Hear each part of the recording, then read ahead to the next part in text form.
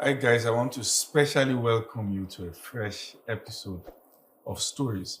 And I want to really appreciate all of you for your consistency in following all the amazing stories we've gathered from around the world. And what you're about to listen to yet again this evening is going to be another phenomenal story that will blow your mind. Get ready, all right? Sit tight, and you are going to be so blessed, so inspired, and I can also add so healed from this story. And with me today, I have Blessing and Jay. Good to have you in the studio. Man, thank you, sir. It's good to God be bless here. you so much. Thank you so Thank you much. for coming to share your beautiful stories with us. We're so excited. To kick off this conversation, when the both of you were getting married, no family member was there. Tell us the story behind that. No. Neither side. Okay, so should I go Yes. first? All right. So the reason why there was none of my family member is like a couple of reasons. There's a lot of reasons why my family member were not there, and I'll just like to touch a little bit about my background so that we can have a bit of knowledge about where I'm coming from. So my mom and dad got separated when I was barely 2 years, and I can't even remember much of the things that happened before I was 2 years old. But what I can really remember is that the first day my dad introduced our stepmom to us, he just asked us, "Do you like this woman? She bought me something." I was like, "Yes." So the very first day she came to the house and slept, that day I woke up in the middle of the night, and me and my brother, we sleep like on the floor, and then my dad sleeps on the bed, because at that time we're still like bedwetting and all of that. So when I woke up, I now saw on my brother heaps of cockroaches. This is not a dream, like just physical. I saw like heaps of cockroaches on him, and I was like, "What's going on?" I tried waking him up, and my dad is a light sleeper, so I tried waking my dad up. He was not waking up. Then I noticed that on his bed I saw earthworms. It was so much, and then I was scared. Then I ran to the kitchen. I saw different kind of animals. Then I went to our room. I don't know why they were not actually sleeping in the same room, because he brought her in, he married her. Then when I went to her room, I saw that her room was fine, the light was on, and she was just sitting down and like stiff. And then I was trying to talk to her, she was not responding. So I ran to sleep on her bed because I was afraid. And she was very nice to me. And then suddenly I slept off, and I just woke up to her beating me actually like I should go back to my room. And then we woke up. Ever since then, she changed towards me. She became, Were you sleeping? This is not this. Till we woke up, everybody were trying to do morning devotion. I was still seeing the earthworm on my dad's bed, but something was restraining me from trying to point and show like, this is what I'm seeing. Hold on. You were seeing the earthworms on his bed, Yes, sir. but he wasn't seeing. He was not seeing it. And it's like, I don't know what happened. Everybody was so asleep. My dad asleep. Everybody. So I saw those things, and even it traumatized me for a while that I hated cockroaches, earthworm, all those things. I hated them. You should do. Sorry. You met her seated. Yes. Like In this. what posture? She was just seated straight. Her eyes was closed, and she was not moving. She was not even responding to me. I was trying to talk to her. She sat down. Yes. Like in deep meditative state. Yes, sir. Yes, sir. And what is funny is that this experience is when I was like 3 years old, but I can't forget it. It is like something I can't forget. It is like an experience of, I can forget many things of when I was little. Yeah. Not even 3. I think I was around 4 or like around 5. But it's something I cannot forget. It just sticks with me. I'll remember randomly, even growing up, that this thing really happened to me. And then I became very traumatized with cockroaches. I became very afraid.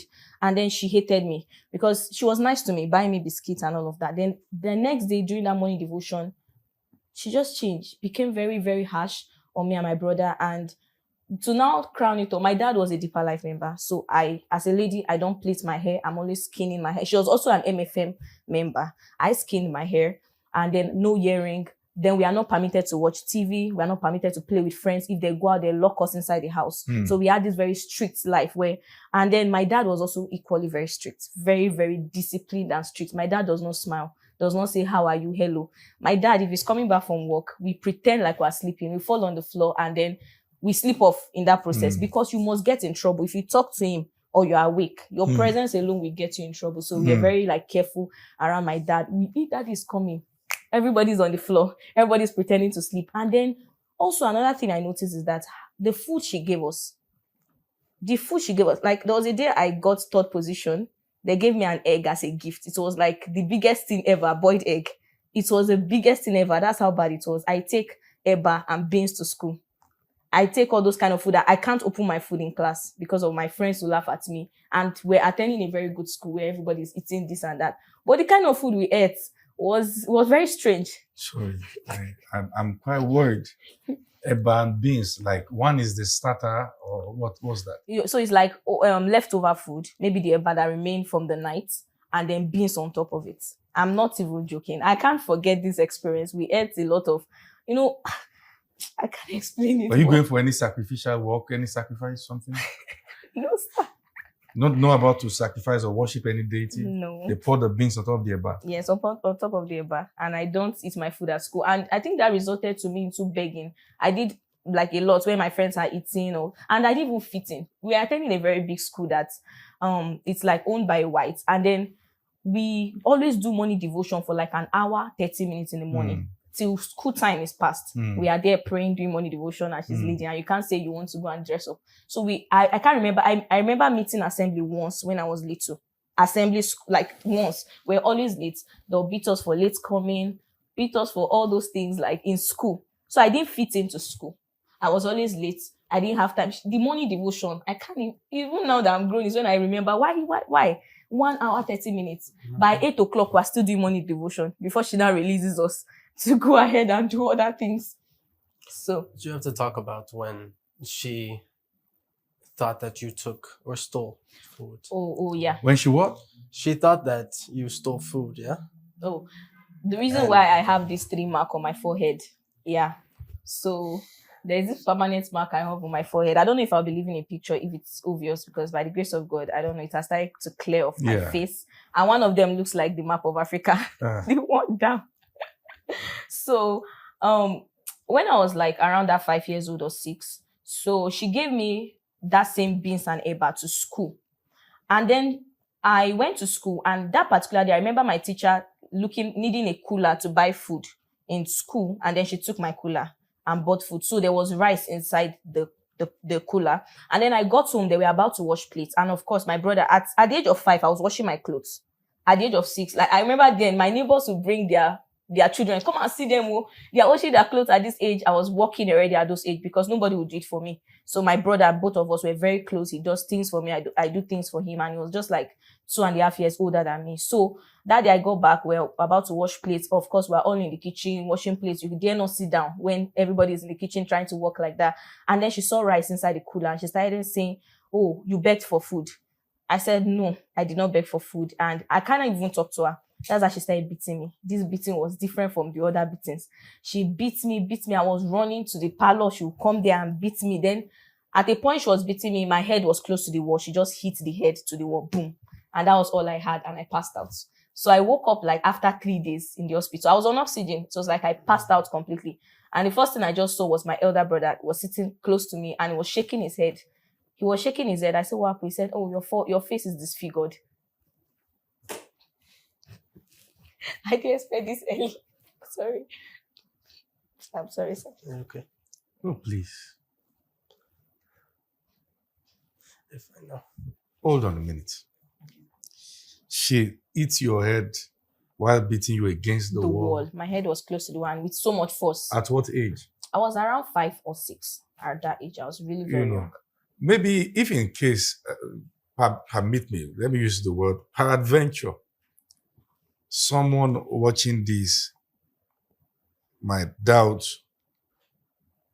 this experience. Sometimes people feel when people share their stories that maybe they are not sharing accurate perspective. I think, and the reason why this is so touching to me, I can't stand children being maltreated. I have a mark behind my head. I was 5 when I was choke slammed against the wall, lifted from my neck and thrown off my feet against the wall. So I know these things are real. And I also know that the trauma doesn't go away in a while. It takes time. Mm-hmm. So you woke up and find yourself in the hospital? In the hospital on oxygen, and my brother was looking at me. And Elder brother? Yes. It was in the night. I'll not forget the way he shook his head.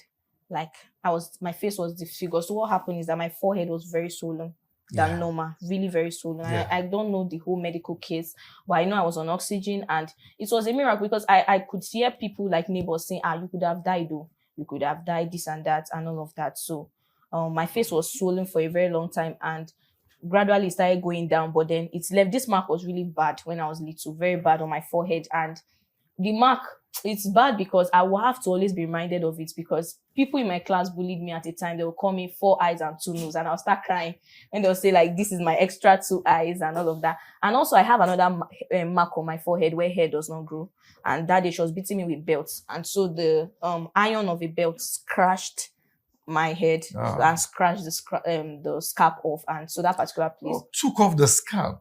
Yes, that place. So blood was gushing out really bad that day, and even till now, hair does not grow on that particular spot. So, just many experiences like that. You know, when we watch all this Nollywood movie, that the stepmom is very wicked against the daughter. That's exactly my story. I have so many that I can share of beatings. And to make the matter worse, my dad is like that. So my dad, he didn't really do that to me specifically, but my brother, oh my God. That was the reason why when my mom came to pick us, when they got to human trafficking, those people started screaming that my dad is wicked. They didn't even want to hear what happened again. When they opened the back of my brother, signs of belt and cane, different things was on his body, tears. The marks were there. My brother, when we were little, he ran away from home many times. At the age of 6, he would go for 1 week, we could not see him. Then somebody would now bring him and start preaching to my dad. My dad would say, okay, but that night he would tie him to the fan and beat. Yeah, so me, I'm always sleeping. I'll be awake, but I have to pretend like I'm sleeping when he's beating him and all of that, so that I will not be part of it. But I watched all those things happen, like him beating him so badly. We tie him up. So if I may ask a question, when you woke up and find yourself in the hospital, did your stepmother agree that she did that to you? According to what my brother said, my dad was angry at her, and she even had to leave the house for 3 days. So, and people came, like they came to like talk to her and all of that. So it's not something that even my dad, nobody can deny this. It happened. My brother is a witness. People around are a witness. And she did not say she did not do it. But to her, it's like I begged for food, and that was why she was beating me. So it's like a mistake. Did you beg for the food? I can't remember begging for it, but I remember specifically that day my teacher asked for my cooler, and I don't know what she did with it. But I know, of course, yes, that time if my friends are eating, I joined them, but not to the point of me collecting it into my own plate. Probably your teacher had seen that what you were eating wasn't good, and then the teacher decided to help. Wow. Please continue. Okay, so then it got to a point I knew she was not my mom, because my brother remembers our mom, and so he would sit down and always talk to me about my mom and all of that. We're very close, Brafivo. We're so close. So he would tell me many things about her. So I used to also equally think my dad is not my dad, until when I was 7 years old, we were having a conversation. So and I said, you always talk about our mom, talk about our dad. How is he and all of that? Then he said, this is our dad. That day, I was like, I don't believe you. He said, this is our dad. My dad came back home, and I would just be peeping and looking at him. I'm like, I used to think I lived with an uncle and an auntie. Probably, maybe I'm an orphan or something, all this village story or something. But how can that be my dad? I didn't have a childhood. I don't have a childhood of like playing or doing anything. All I know is beating, strictness. We're very robotic. You can't smile. You can't, There's a way we're conditioned in that house. So it's so terrible that even when my stepmom started having children, the children were the one that take care of them, because I was small. I was at 7 that time. I'll have to carry the child all the time, have to do all this taking care of. The children, there was a day she was beating me. One of the son held her leg and started crying. That was how bad it is. Like, and I now noticed she was giving us different food for my children. It was, but I don't know why. When I was little that time, I loved them so much that even when I left that time, it was them I was thinking about. I just wanted to be around them. We're the one that raised them and all of that. But I used to think that's how we're to be raised. But I noticed that the food she would give us is actually different from the food she would give the child. To the extent that if me and my brother, there was one particular night that she gave us spaghetti. It is like a luxury food in the house. Very small, and we have to share it. Me and my brother, we fought for that food that day. I'm like, you're eating too much. We really fought because it's like luxury. Maltina is like luxury. Egg, all those things are like luxury. We ate in fact, there was one time her sister came to stay in the house. and her sister cooked Indomie for us when she was not around. They fought that the sister had to leave the house. For those watching, in case you don't know what Indomie means, that's Nigerian way of calling noodles. Noodles. You know, they fought because noodles was made. For me, for us that time. She made noodles when the woman was not around against her instruction. So they fought and she left the house, and I never saw that aunt till today. Because the aunt was actually very, very nice. She was also nice to us at that time. And she barely stayed a week in the house when she left. So there were so many instances like that. And I remember one time when we were little that, you know, she would leave her child with us and maybe go out and go to the market and all of that. One day she just came home and was like, oh yeah, she knows her baby has been crying because she was dashing her foot a lot against the stone. I used to have that mentality till I grew up, that maybe if a mother's child is crying, you dash your foot. But I don't know how she knows, but she said her child is crying, she was hitting her leg, all those kind of stuff. So it's now that I'm grown that I can link those things and say, no, this thing, there is a reason. There is a reason for me to see that vision I saw the first time. This is an open one. It's not like I dreamt about it. I saw it with my 2 eyes. And even when I came to Christ, I had an experience where, you know, it's like I in a dream, I went back to that same experience. So I started killing the cockroaches on my brother, and she said, who sent me? And then we fought. And I woke up to 2 lines on my body.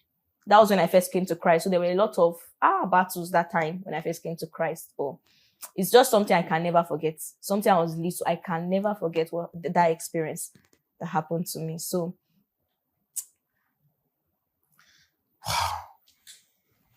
growing up with all this experience as a young lady, how did you cope? How did you recover from the trauma? What was it like? It was a lot. And the thing is that I think we in Nigeria, we're not really taught things about mental health or trauma. So True. I did not know I had trauma. I just know that, number one, I realized I did not fit in anyway. It's like when I'm in my class, people always bully me. It's very easy for me to be timid and be afraid of people. Sorry, sir.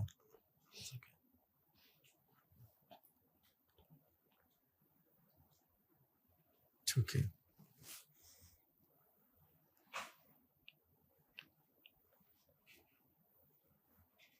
You're talking about when you were in secondary school, right? Yeah. It's okay. Even when I was in like primary school, that one I did not even fit in at all. But in secondary school, I will always be afraid of people. In the class, it's like I'm the one that is the most very timid. The moment somebody starts raising their voice at me. Okay, I'm sorry. No, you're okay, baby. It's okay.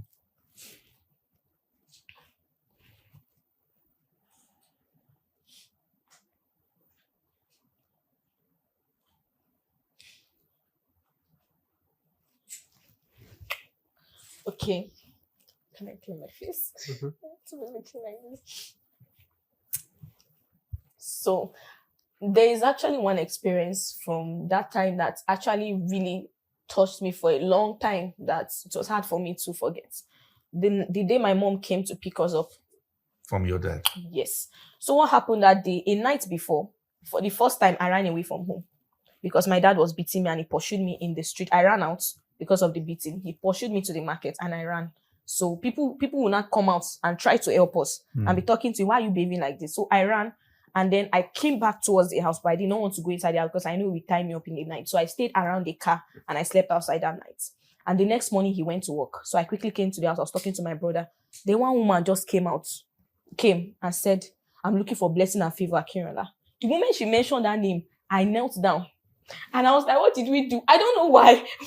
I was like this because everybody in the streets came out. Like they know my mom. Everybody in the street came out. So I knelt down. I said, what did we do? She said, I am your mother. The way I stood up and hugged her. You did not know? I did not know. I did not know. Everybody in the streets came out. They were like, take your children. Take your children. I was like, I was afraid because the way everybody came out, I said, maybe I've done something again. I'm in trouble. And then when she said, I am your mother, the way I hugged her, I did not let her go. So my brother, at that time, now went to go inside and called my dad because we had this telephone and my dad's office is not far. Now I told him, there's a woman here. She said, she's my mother and all of that. So because my mom knew my dad is coming, because she was prepared to fight, she brought knives. She brought different things to fight him. And then she took us. She took only me that day because before my dad could come, she was like, let's go. So she took me that day, gave me good food for the first time and all of that. And then my brother now told us a story that night when I left, my dad bought Motina for the first time for the whole house and said, let's celebrate the absence of blessing. Something that even when we're there, it's a luxury. We don't get to drink Let's things like that. celebrate the absence of blessing as what? Why? I don't know.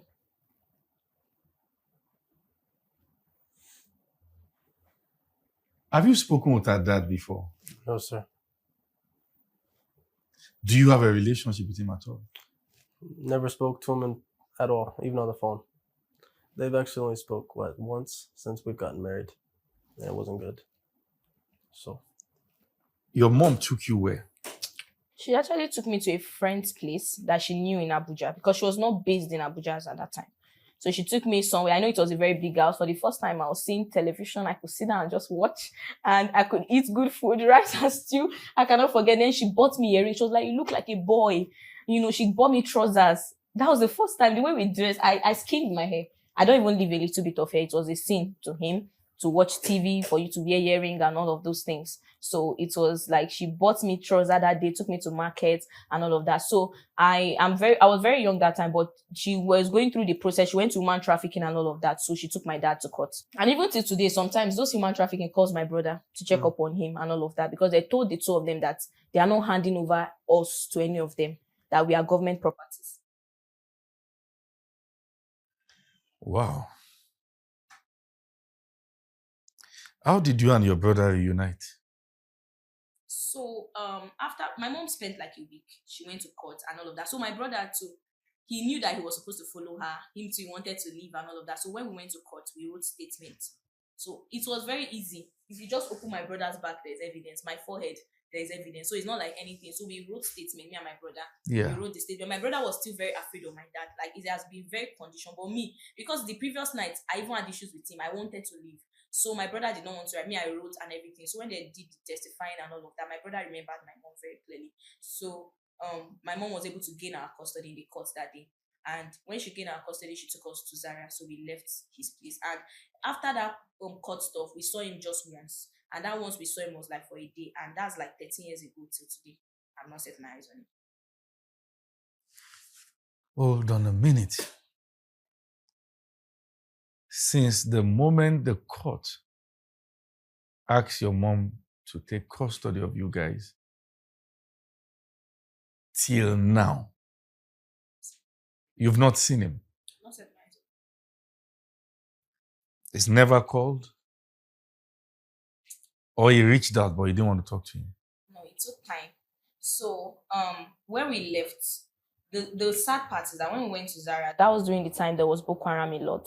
So I think I was 10 years then. My mom now said we should all go to Lagos. So she pushed our children to Lagos. She was alone in Zaria. So that was another phase of another thing, living with people. Because I barely stayed with her a year when she pushed us again to Lagos. And that was another story entirely, another phase of having to live with different people, and different kind of treatment. So during that time, I did not know that there's anything like trauma. I didn't know that there's anything like all this stuff. But I just noticed that, number one, why can't I fit in? And then I used to feel like nobody loves me. I used to feel like I'm a problem. I carry that thing everywhere. Thank God for Christ. It is the love of Christ that has really changed me a lot. Then I carry that thing everywhere, that if I'm somewhere, I just feel like, I'm a problem already. Maybe I'll do something wrong or something like that. Because growing up, people were complaining about me. Is it that my sister, not my sister, my auntie, maybe they'll talk about, why are you walking like this? They'll make fun of the way I walk, make fun of the way I talk. Oh, you cannot sing. So all those things. And I felt like I'm a load of problems. So in class, they'll also always bully me. I did not have friends. I'll be trying to have friends, but some people say 4 eyes, 2 nose. They'll laugh at me at least opportunity. And I was not bold enough to defend myself or talk back or know that this is a normal thing. So I felt it was something peculiar to me. So all through, I was afraid of people. I was feeling like they'll beat me very soon. Like if someone raised their voice, I would just be. And then I had people pleasing. Then I had this low self-esteem, very low self-esteem. I was always trying to please people, trying to make them like me and all of that. So I just had those things. I'd like for you to talk a bit about the people pleasing part, because I think that's the part people don't know about recovering from the traumatic experience of a dysfunctional background. I think people need to know that. Where because you have been conditioned to see yourself as not good enough, you feel you have to earn people's love by displeasing yourself. Yes, sir. Yes. Yes, sir. So I really had that a lot. I could not say no. And I'm just grateful to God because I used to think about it. I'm like, I didn't even have any experience like rape or something because it can only be God. I couldn't say no to people. I don't want to do things. I'm like that pushover. Even till when I was in aviation school, I was at around 18 then. Wow. I was in aviation school. So in aviation school, you had to wear white shirts and black trousers. I would wash all the girls' clothes. They'll bring their top for me to wash. And because I'm trying to make them like me, there's nothing for them to like me. So I will sit down and be washing their clothes. And we are all like adults, we are colleagues and all of that. Wow. And I'll sit down to wash their clothes. I'll just want to please people. They'll send me. I was that pushover. They'll send me, go and do this, go and do this. And I was matured enough. They'll send me, but I cannot say no. I'll just want to do everything to please people, even though I'm not fine. I just want people to be fine. I'll just keep doing things like that. So I really went in that lane of trying to please people. I remember you sent me a DM when you listened to Dysfunctional Background. What was it like for you when you heard that message? Especially, like, one of the message I used to listen to you as at that time because first and foremost, I had a brother, Jeffrey, that always posted you, and I don't know why. I was just following your messages, and then I would just follow short reels and all of that as at that time. But then I had a dream of the church itself coming to Kano. So that was when I started listening. Even PPC, the first day PPC started, I was always following. If I'm going to work, I'll be inside Kekenapel, I'm listening to it till I get to work and all of that. So the gamophobia was actually one day I was washing clothes, and that teaching, I think you said things like, oh, you also add the fear of marriage. And that was now the period that also my husband was already talking to me about marriage, and we're already like planning, in the process of planning, but I was having so much fears. And even dysfunctional background, all those messages, listening to it, I don't know. I think, like you said, healing is like a process because I used to think like in Christ, I've actually healed from so many things. But one of the things I noticed I did was that I hide a lot from people because I realized that, okay, since I'm trying to please people, since I'm going through all of this, so I did not let people come close to me. So I did not know that thing is still there. It's better I be around people and let me heal. So I pushed people off and felt I was fine. Because I didn't have to go through that cycle. I'm not close to anybody. Talk more of me. Somebody trying to feel like that. So, gradually, when I listened to that message, I realized that I would still break down in tears. And then little things like that, even in my relationship that time with my husband, little things like that. God, what is going on? I felt like I have healed. That's when the Lord revealed to me that, you just push it off.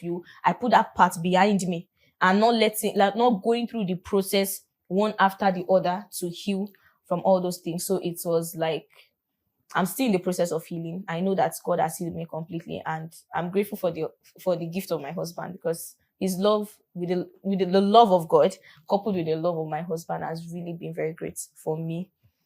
Were you once gamophobic? Very, very, very. What was it like? Okay, so by the way, gamophobia is the fear of commitment, fear of marriage. When you see people who have gamophobia, they dread the idea of committing themselves to anyone in marriage. I remember years back when I was still gamophobic, I never successfully attended any wedding. Attending a wedding was like attending an event where they want to sentence someone to death.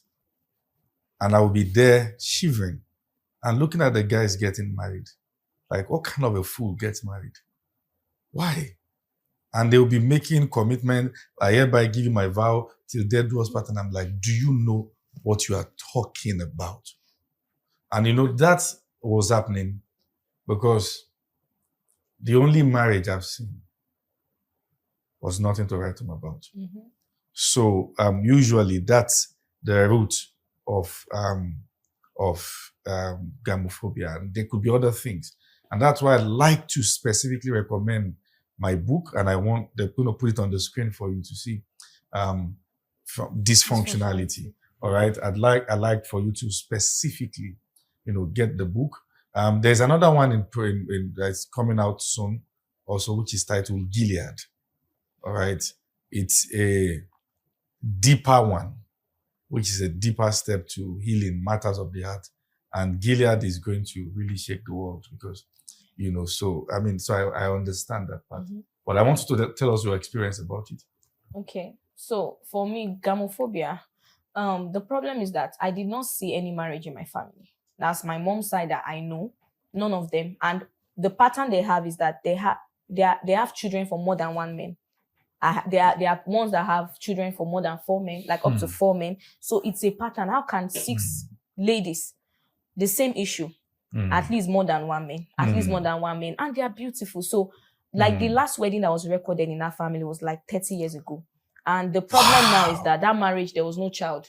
So they now used to say, oh, it's because they got married, they did not have kids. That they should have given birth before getting married. So my mom even said, she says that statement to me. I even thought it was a joke. She would say things like, oh, in their family, she knows what she knows. That she just gave birth to her children, did not bother about marriage. She knows what she knows. And so she tells us those stories and say things like they used to give birth before they get married. And I started noticing that pattern. No marriage. I can't even think of my own family member is doing marriage. We have to wear clothes. Nothing. So it's something I could identify when I was little. And I was like, I did not want this to happen to me. So I knew it was when I came to Christ is when light was, I got understanding of so many things. I knew that, oh, this is a generational pattern. This is a generational curse. And I need to pray against it. And one of the things the Lord told me then, I was very little, was that, number one, if I want to actually get married, like God has said, I must follow every standard, which is walking in purity. Walking in purity. God will even tell me things like, if you try sexual immorality before you get married, he will kill me. He will tell me things like that. Those were the kind of words. So I had that fear. Like I knew that my life depended on this. But just for the balance, I know now you know better. That God wasn't going to kill you. Yes. Right? So sometimes we interpret words in context of our religious backgrounds. Yes, sir. So as somebody somewhere would not feel, oh, I'm dead now, and condemnation is where the devil really traps us. But let's journey a bit so we can give this some direction. You were an air hostess. You did that for how many years? About 4 years. And you are still currently, you own an organization that train people? Yes. On the heart of protocols? Yes. Talk about that. Okay, so I worked as a flight attendant for about 4 years. I flew domestically and internationally, and currently I'm running aviation coaching where I train people to become a flight attendant, and I'm currently writing my book on becoming a flight attendant. And then I'm also on the part of protocoling and customer service to also teach businesses and teach people to become that. And I aspire to be a pilot too. The same. All right. So I'd like the media to project that's the link, that's the Instagram platform, so you can follow up, and then possibly if there's a number to call, also have it on the screen so we can follow up on that regard, and then you can recommend someone, and I can tell you that, all right, she's one of the best you can find around. So that's a personal recommendation from me, all right, because I know her, all right. But let's get to the other matter. On your wedding day, no family member was there. No. I could understand yours because you came all the way from where? United States of America. Yes. So I'm going to get into the story. How did you feel getting married to her and no family member was there, and you had the audacity to continue? What gave you that audacity? Well, I know it's easy to say, like, the Lord told me. Yeah. I want you to do something for me. Yes. All right. Try blend your English to make it quite Nigerian so people can understand. And I know I ask my people, all right, the people listening are smart, but so that they can be able to pick you well. Yeah. Okay. Yes. Well, we'd have to go back a little bit to know. Okay. So after we talked, I was a missionary. Okay. So I traveled to about... How did you meet her? she was, so I traveled in person on a missionary team. And we went about state to state in the United States doing missionary work. Yes. And then we went around the world. So I was able to go to 10 different countries. Yes. And she was a part of the online program where she was the head of the women Okay. within the ministry. Okay. So we had, hundreds of people we discipled online. Oh, wow. And they made her head of the women. So just because all of our men were leaders, and so we had blessing. So when I was in Japan, that's when we really started talking. Yeah. And yeah, so first I where should I start? Where I talk to you. Yeah, you're following me on Instagram first. Yes. Um, So the first, my family knows that I'm not like woman crazy. Even when I was in the world, I wasn't following all these women. Mm. But the first time I saw my wife on Instagram, I knew it was my wife. Hold on a minute. You saw her on Instagram I saw her on Instagram. and you knew this is your wife. Yes. And I've never DM'd a woman in my life. I don't DM women. Was it settled in your mind you were going to marry a Nigerian before then? No. I've never really been attracted to even Black women. I've never really thought maybe once I started traveling, maybe I could marry outside of the country, maybe, but I didn't know when. But as soon as I saw my wife, I reposted her video about her talking about the Lord, and I swiped up, and we really started talking actually through Telegram. That's when we actually really started talking. And the dream. Hmm? The dream. okay, so really random, like I had a dream. I haven't talked to her yet at all. So I had a dream right before I was about to head to Japan that I was on stage and I was preaching in front of, a lot of people, like a huge crusade. And one of my leaders at the time was next to me, but very random. Some girl that I just saw online was also on stage behind me. But That's me. Hmm? That's me. yes, that's my wife. Yes. So Oh, come again. In the dream. Did I not? When you Okay. said random. Okay, sorry. But to me at the time it was random. Okay. Yes, but my wife was behind me. Oh, really? On the stage. So, and she was like in the air, twirling in the spirit. And there was like a dove going like this. Mm. So anyways, I knew that she was trying to come to Japan at the time to come join us. And I got a couple of different interpretations of the dream. But at the time, I called her and I wanted her to rest assured that if she's meant to come to Japan, that she'll come. That was the first time we ever spoke. Yeah. There was maybe a 1-minute phone call. So then as we go on, even my sister actually, now after we got married, said, I was at her house when I called Blessing. Mm. She told her husband that's Jay's wife. Because Jay would never do that. Really? Yes. So now a month later, I go to Japan and we really started talking on the phone and getting to know ourselves. And, at first we're just getting to know ourselves, telling how we came to the Lord, things like that. When I went to an administration where there was a man of God that was prophesying, we were praying, and to the point that I fell under the anointing. And he came over to me and I know, and he started prophesying over my marriage. Now, this is the time when we were really speaking like 2 hours a day on the phone. I mean, really trying to talk as much as we could. And I then went into a vision. Mm. I went into this vision, and I've had this vision before where I'm like in a grass field. I'm in a field and I'm running. Mm. And I know in the dream that I feel like I'm in heaven. Mm. And there's like nothing like it. Except this time was different. Because I'm talking to my wife. So then I get smacked in the dream over by like this huge light. Just this huge light smacks me over on the ground to where the Lord told me, can I trust you with my daughter? That's what the Lord told me. And I was just texting and calling her. And I responded to the Lord, yes, in the dream. I was very scared.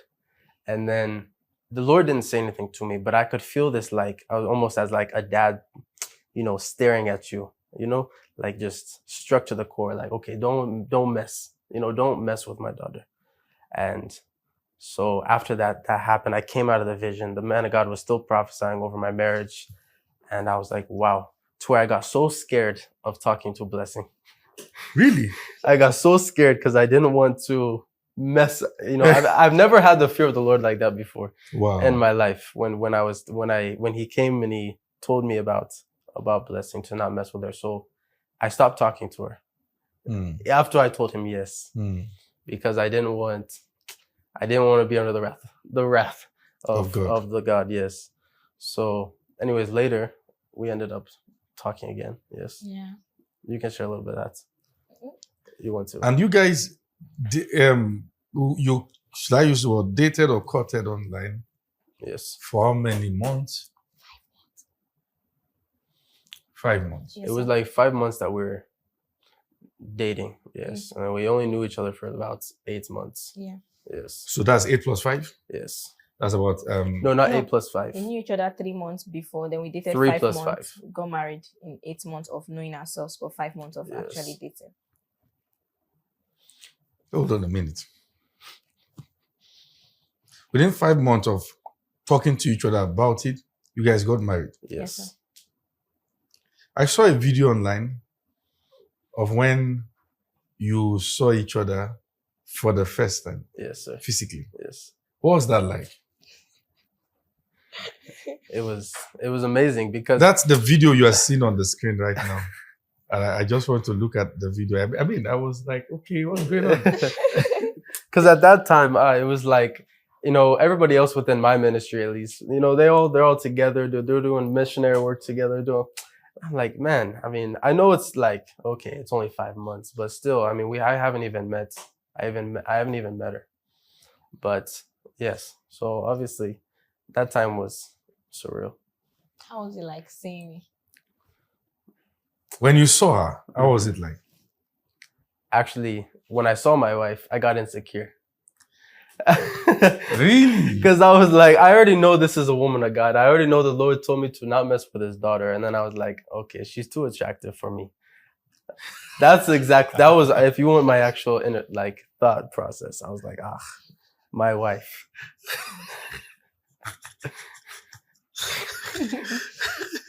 So I was like, I don't know how, she just saw me for the first time. Like, oh my goodness.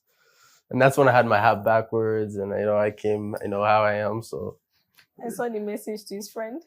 His best friend told him that he's insecure. I was like, this girl's too good for me. I hope she doesn't realize that. Oh, Oh man, yes. Oh my. I also saw a video of you singing Ombe mi po. Trying to learn Yoruba. That's your favorite song? Yes. Amazing. Ombe mi fo, ombe mi saye, Oluwambe, Oria, Mbio. What do you know the meaning of the song? Some of it's the Lord's. And that's how you know a Yes. spiritual song. Yes. Sometimes even when you don't understand the meaning of God, where it came from, just stays on your spirit. Amen. God bless you then. Amen. Amazing. Yeah. So yes, still back to my question. Because you were supposed to join it there. Yes. You came to So- Nigeria, and after how many weeks or months you got married? So we got married 2 weeks after we saw each other. 2 weeks after we saw each other. Yes. You came to Nigeria. Yes. Did you had the plan that you were coming to get married? Yes. Yes. You agreed We together. planned our wedding without seeing ourselves. And Yes. something he left out after 5 days. I have this thing written down on my notes in my phone. I can show you. After 5 days, he told me he was going to get married to me. After 5 days of actually talking, Yes. I asked him, I said, what's your intention towards me? Because we are Christians and we can't be talking and be close without Yes. no direction. Yes. Yes. So I did ask him, I said, what's your intention towards me? And he said, okay, get to know me and get married to me. That was after 5 days of talking. Before he even stopped talking to me at that time, he told me he was going to get married to me. After 5 months of dating, in fact, we just knew we were 5 going to days, get yes. married. It's not like we dated. He just told me one day, I love you. And we started talking and we planned our marriage. After 2 weeks, when he came to Nigeria, we got married. Exactly. Before 2 weeks, we did our Yeah. court, then we Yes. got married. Hold on a minute. Who are these guys? I mean, I just want to say this as a word of encouragement to someone out there, because there is a God who does quick works Yes. and perfect it in righteousness. Amen. You know, and this is one of the things I try to tell believers, that if you meet the right person, you should know. You know, it's not like I just want anybody. You know, all of you had some sense of conviction Yes. for you to have planned that. Mhm. And now, when you agreed you were going to get married, you told your families? So when he was telling me like this is what the Lord is saying, we're going to get married. For me, during that season, I don't know, is it possible I can like give a little bit backstory? Yes, please. Because for me, the journey of me meeting him Yeah. is actually something that is very, very, very, very. God is great. God really proved himself. And you see that story that he always talk about, that God asked him, "Can I trust you with my daughter blessing?" That story, anytime I think about it, I just realize that God loves me so much that Yeah, he even does. if there's no father to stand and ask him, there was somebody that did stand. My main father did stand and asked him that question. So when I noticed that there's no marriage in my family, I prayed about it. And one of the things I was very intentional about, that I was like, I would not miss it, was my marital life. Because I noticed that pattern in my own family too. My sister and my brother, I'm the last born and the first to get married. So you can imagine how that was. So I started praying about it. And one of the things the Lord, when I came to Christ, one of the things the Lord was showing me was like, God was showing me that he was going to use me, especially in the United States, like outside Nigeria. I would see myself flying with white people. I would see white people a lot around me, a lot of them around me, that even then I didn't understand what that means until I noticed that then I had the desire. Like I used to say, I like people that are actually not from Nigeria and all of that. And even before I met my husband, the person I actually dated was someone from New York and all of that. So then there was now prophecy. God told me specifically that I was going to connect two countries through me. That was what the Lord said. He was going to connect two countries through me. And, you know, as time goes on, there were prophecies. God gave me clarity. And God told me specifically that he's not doing this because he just for the fun of it. Because there's a reason why I was saying I was going to talk about this. Because there are many people that come to meet me. Oh, yeah, I want to marry a white. I want to marry white. What God told me, he said, this is a purpose. It is not just getting married for the fun of it. There is a purpose. Wait. People come to meet you that don't want to marry white people. Many. I have DMs. Even him, they used to come to meet him, connect us to maybe your brother, uncle. Or they'll text his they'll dad. ask you, what's the secret to marrying a white? Many DMs. Even to him, even his dad, they are texting his dad. They texted your dad? Yes. My family members, a lot.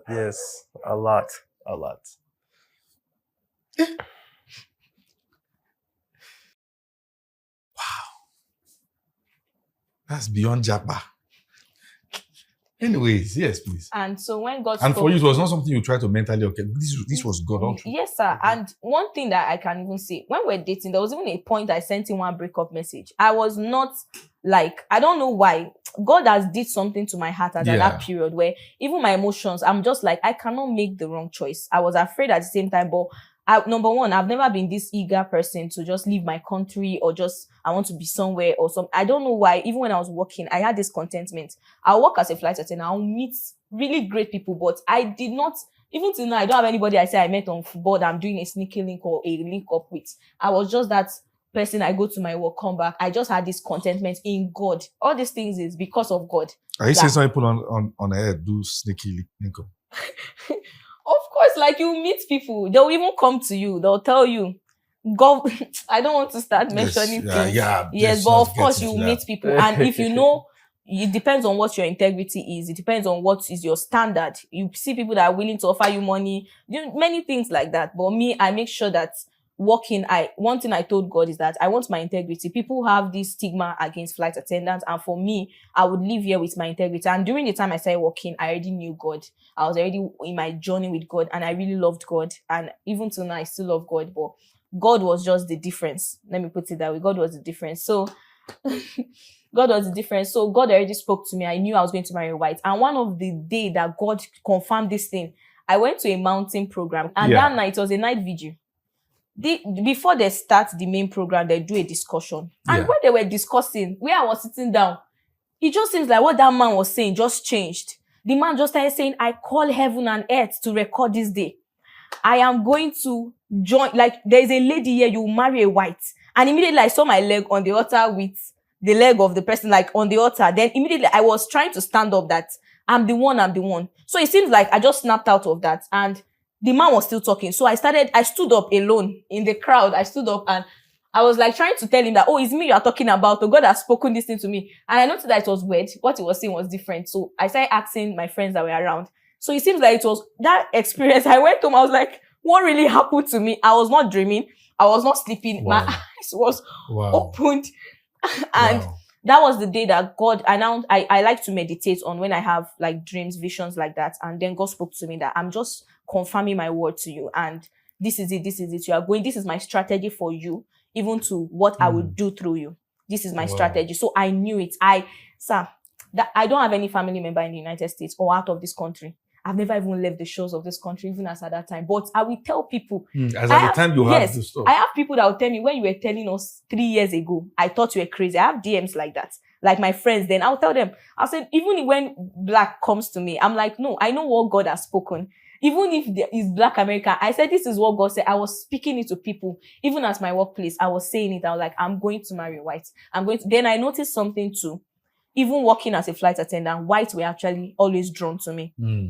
I started noticing it that they'll want to leave the flight. They'll give me gifts. Just me Wow. specifically. And so when we go on flights, my colleagues will tell me, see your family member. When immediately they see a white, they'll say, see your family member. So as at last year, January, when God was speaking the words for the year to me, God told me, when I was 19, that was when I really wanted to start my journey with God really serious. And God told me, give me 3 years of your life. And like he said marriage, like it was something God really told me specifically, like my marriage was something God took very importantly. And even for me, I knew that a lot of things would depend on this. So he told me, give me 3 years of your life. I thought it was a joke. For 3 years, nobody was calling my phone. Nobody was talking to me. That I started to think, probably I'm not attractive, or maybe because I will work with people. We'll go. Nobody used to call me. My phone was dry. I was not talking to anybody. Nobody take me out. Nobody sees me. No, even on flight. Imagine meeting sometimes 600 people in a day. I go for 6 flights. No one single person would like really want to pick interest. There are times God hides his own. Yes, sir. Wow. So I literally forgot God told me that at 19. So it was now that January last year. As at that time too, nobody was talking to me, but I already knew that God was going to do something very great. I was so happy about it, rejoicing in it. And that was when God told me that you're going to get married this year. That was January. And I wrote it down. All these things, I have it. Your notes, it has dates. I always write what God is saying down. I met you in Kano. Yes, sir. You had to travel down from Lagos, if I remember. Yes.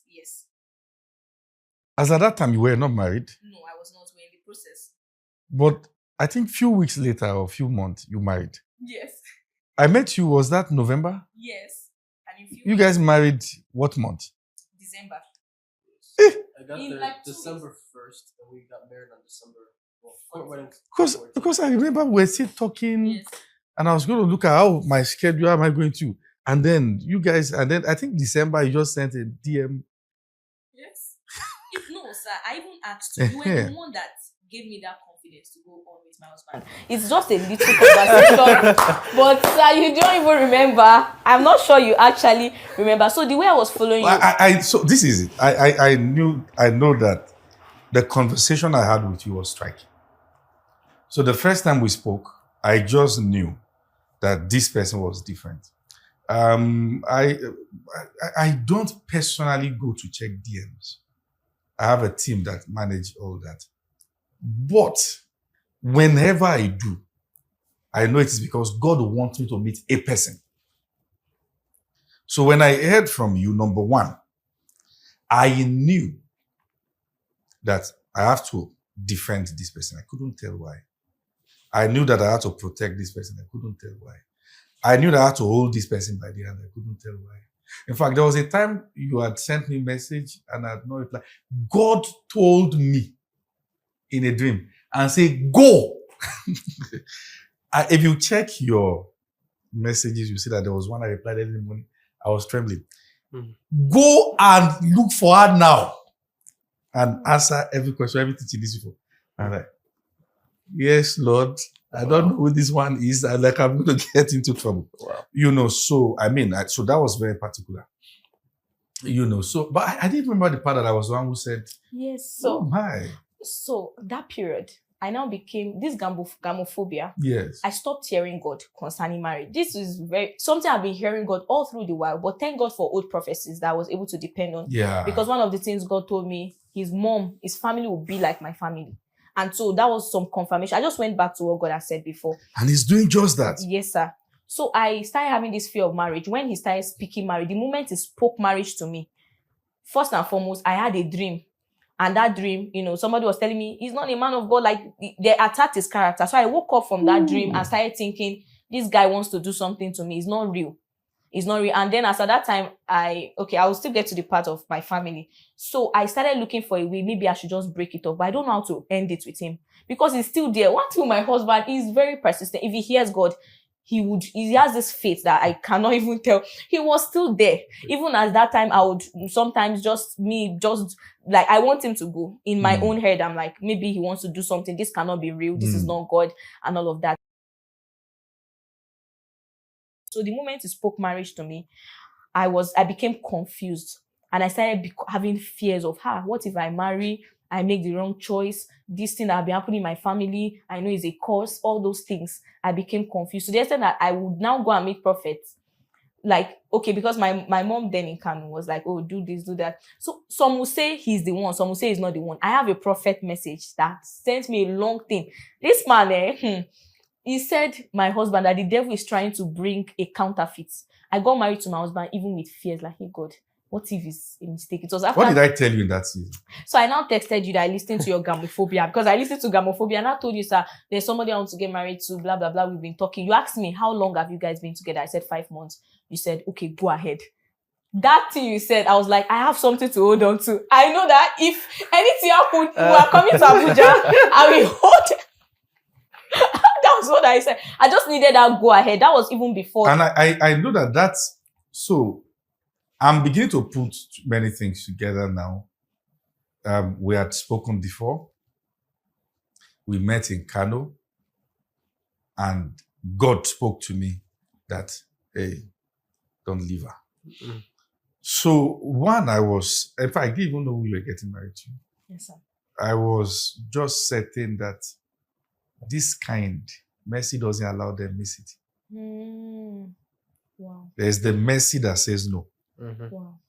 And I know it when I see it. So, because your story is a peculiar one. If people try to humanly calculate this, they will get into trouble.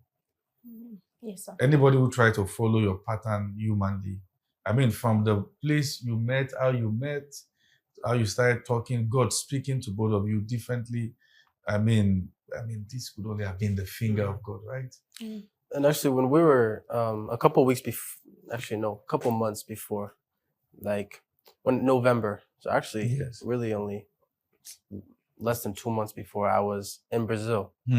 And now I've already told my pastor at the time. I told those that were mentors over both of us at the time, all of that. And we were planning our wedding. Now, I was still very careful about just keep telling her and being persistent about marriage. I know what the Lord told me, but obviously now she started sharing with me, fears and all that.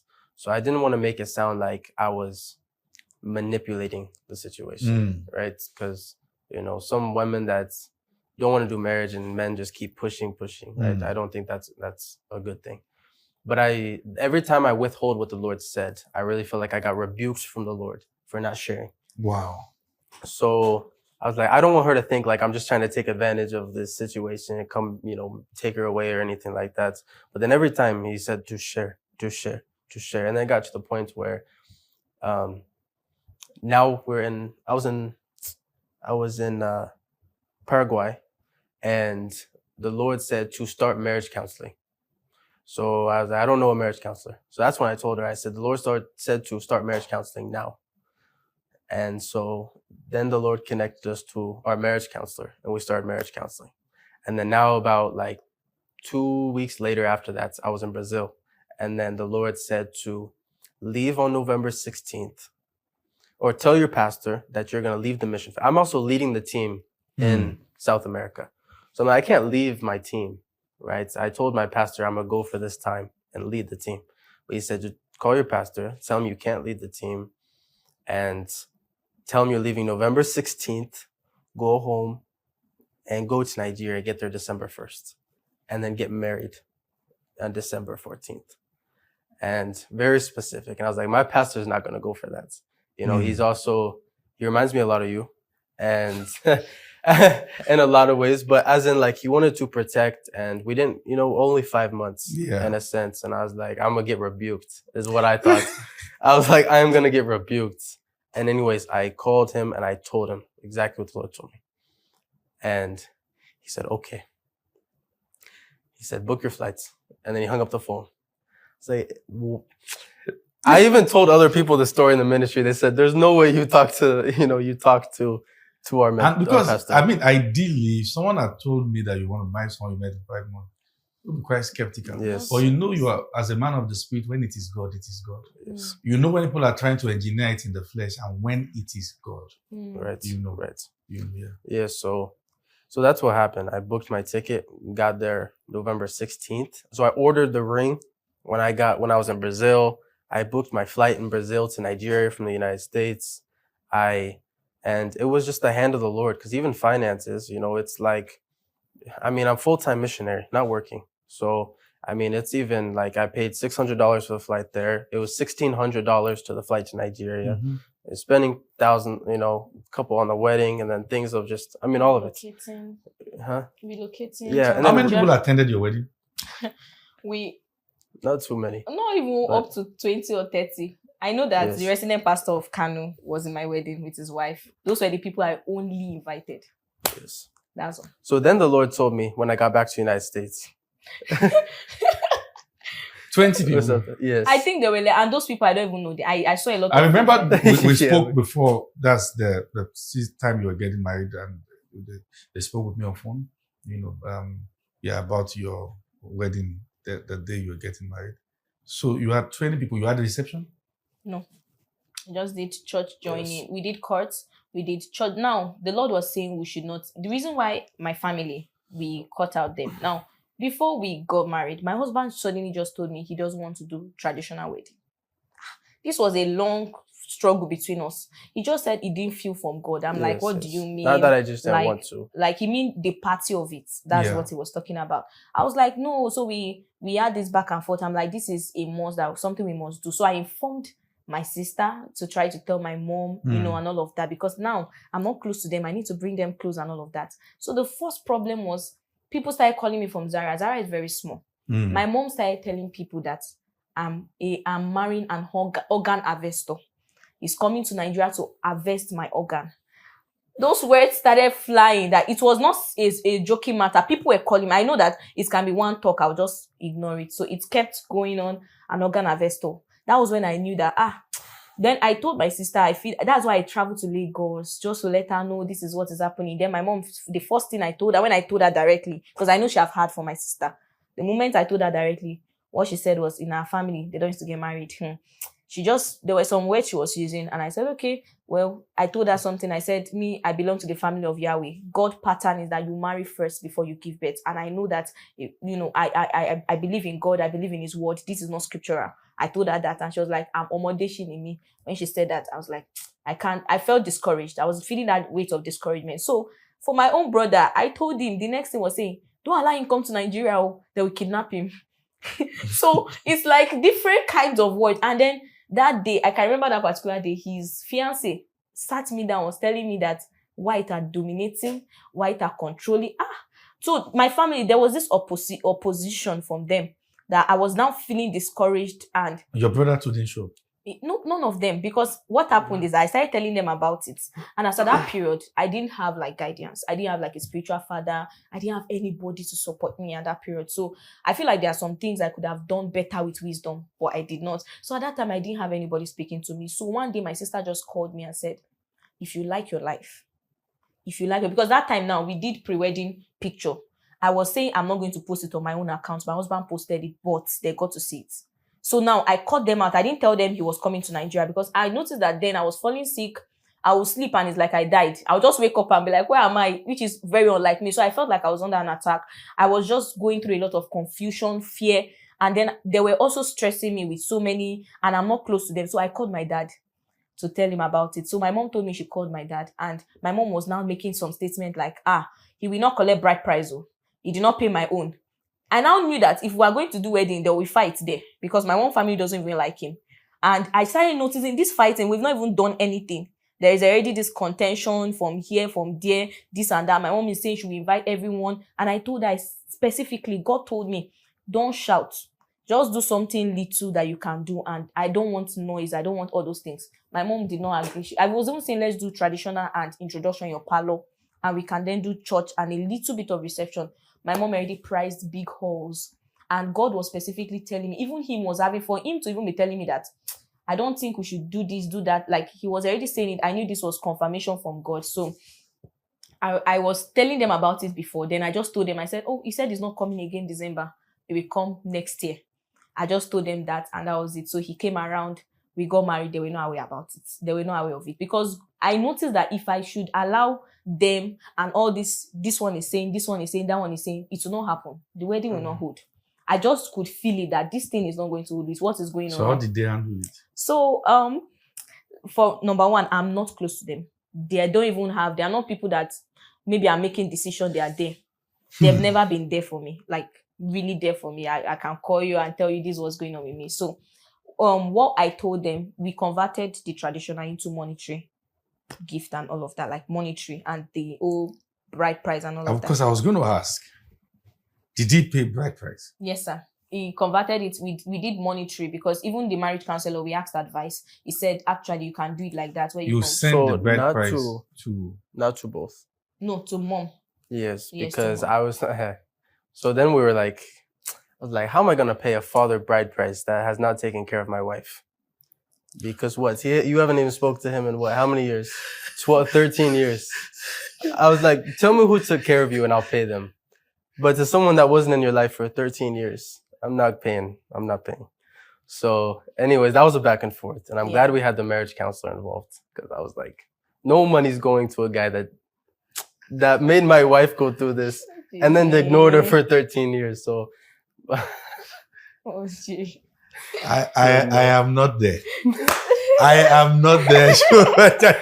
Let me just So leave that. I didn't pay her dad bride price. But you paid the This mom. is the mom, yes. It was converted. Did your mom into- later meet the both of you? Yes. Yes, Yes, she she came to came to Abuja. Abuja. We've met. And You you know, guys and- were able to reconcile? Yes, and the thing is that anytime they meet my husband, people used to have like this, white, this and that. But when they meet him, they now get to see that, it's not like what they were thinking. It's not actually what they were thinking. Even my pastor in Kano, that leader is very, very like tough. He's not someone that would just, I remember when God spoke to me on Mary White, there was a time I just said it to him. He said, you will like he kicked against it he said, until God tell me in my ear. And I remember when I told him, when all those things, he was like, he said, we need to pray about it. If they tell him that, yes, go, this is it. So surprisingly, he joined us. Like, they don't join people when you don't see the family. Yeah. But he said that there was just a way God was doing this. This quick work. is the hand of God. He even said that they don't join people in the church unless it's 3-month process within the church. But he said, for you guys, 2 weeks. I told my pastor around 2 weeks before, because even me myself, I was not sure. I said, No, let me this see him is- Let me first. just say this as a pastor of ministry, that this is spectacular. All right? This is a sign that this is God. And is also a demonstration of a greater purpose for which is bringing you together. Amen. Something deeper than the both of you might have comprehended now. Amen. Something that it will not take the risk of letting time deal with your convictions. You see, so this is beyond just the both of you. Yes. This is destiny of millions wrapped around both of you. Amen. And this is so inspiring to hear your stories. So beautiful to hear. And mommy, you guys are good now. Yes, Oh, yes. Mom, she even has his number. She can like call him. We do speak, and she doesn't have a problem. So what we actually told her, what I did then was I did tell her. I said I have done courts, and I just did a little bit of church joining because the court, it was a Muslim man that was officiating, so we needed to do church joining. But I told her anytime they are ready, we'll do traditional. But then even till now, God is saying, don't do the traditions and all of that. So that was why we now Just decided. stick with what God said. Yes, we now decided to do the monetary and all of that, because so that was what I told her and she understood. I did tell her, I said, see, what happened is that we need to work on visa, him coming, we need to start working on even his own. So there was a way I was able to explain to her and she understood. Like, surprisingly, she did. But I know that there are still, like, my brother is still angry at me, not talking to me, but my sister, all of us, because my sister, she knew about it, but I still did something. I still kicked her like out of the process, but she knew, she understood my brother. But even my mom, my dad said, which day did he call? I told him, he said, where are you? I said, I'm in Abuja and I'm married. I did tell him. I said, okay. He said he's also in Abuja. That anytime, maybe if we like, we want to see him, blah, blah, blah. And he cut the call and all of that. So he knows, like, God just did it. Wow. Yeah. And the Lord led us to Abuja. When I got back, after I said on the 16th, the Lord said, when you get to, Nigeria, get married. And then he said, go move to the capital. And I looked up, right? And then it said Abuja. I said, do you know the state of Abuja? And she said, yes. I said, do you know anybody there or anything? And then she said, well, she knows some people, but nothing like that. Nothing like really big. And so I said, that's what the Lord told me, is to go to Abuja. And then he told me that I'm going to stay. And then she was like, well, how are you going to stay? I said, I don't know. But the Lord said, I'm going to stay and wait until you can come back. So that's what we believe God for. So even when I went there, they only gave me a month to stay in Nigeria. Nigerian visa? Yes. They gave me 1 month. I was supposed to have 3 months. They told me at the embassy in the United States in Atlanta that I would have 3 months. But when you got there, they give you 1 month. They put 1 month. They said, you have 30 days. To return back? Yes. And I said, no, I need at least 90 days. They said no. It's so that you'll not be kidnapped. Yes. So it's not because there's anything. Yeah. So anyways, I was like, 30 days. God's going to have to do something in 30 days. Yeah. And so he did. So I had my residency. And all these things, Yeah. that was God behind the scene orchestrating things. Yes. To make sure things Yes. go as planned. Yes. So yes, I went to Abuja. I have my residency. So yes. Now you have your residency. Yes. Yeah. Welcome. Thank you. I mean, this is so inspiring to hear your story. I'd like to thank you. We've had a mixture of bitter and sweet, traumatizing and healing, and now to the bliss of your home. And I want to especially thank the both of you for sharing this very inspiring story, I'd call it, with us and everyone connected, watching from around the world. We are grateful, and we can only imagine what God will do with both of you. Even seated here, there's a sense of prophecy, of where God is taking you to. And it's going to blow your minds. There are things that God needs to mature you, to reveal to you, so that you'll not run away from your destiny. Yes. So we just want to thank you for this amazing moment. And to everyone who has been connected, watching stories, I mean, this is one edition we will not forget in a hurry. And I want to thank you for connecting with us today. I'd like for you to all right, subscribe to this YouTube channel. This is my personal invitation, inviting you to subscribe to this YouTube channel. And guess what? Share this with someone, all right, who needs to be blessed by this. Who knows? This video might be what that fellow needs to link up with God's plan for his or her lives. Amen. So I look forward to seeing you do that, and drop comment. Let's know how this has blessed you, all right? And I look forward to hosting you guys again on this show. I believe there's going to be a part 2, because God is just starting with the both of you. Amen. And once again, Yes. thank you so much. Thank you so And much. if you've not gotten my books, I'd like to recommend get my books: Audacity of Faith, Clash of Thrones, Dysfunctionality, Wedlock. These are fantastic books that will change your life tremendously. There is a barcode on the screen. There is the display of the book and the links for you to get them. There is a contact there to get in the United States, in Ghana, all over the world. We deliver the books there right at your doorstep. And guess what? You can also get on Amazon and Seller. Till I see you again on Stories, don't forget, like, share, subscribe, and keep watching Stories. God bless you. Thank you. Bye-bye.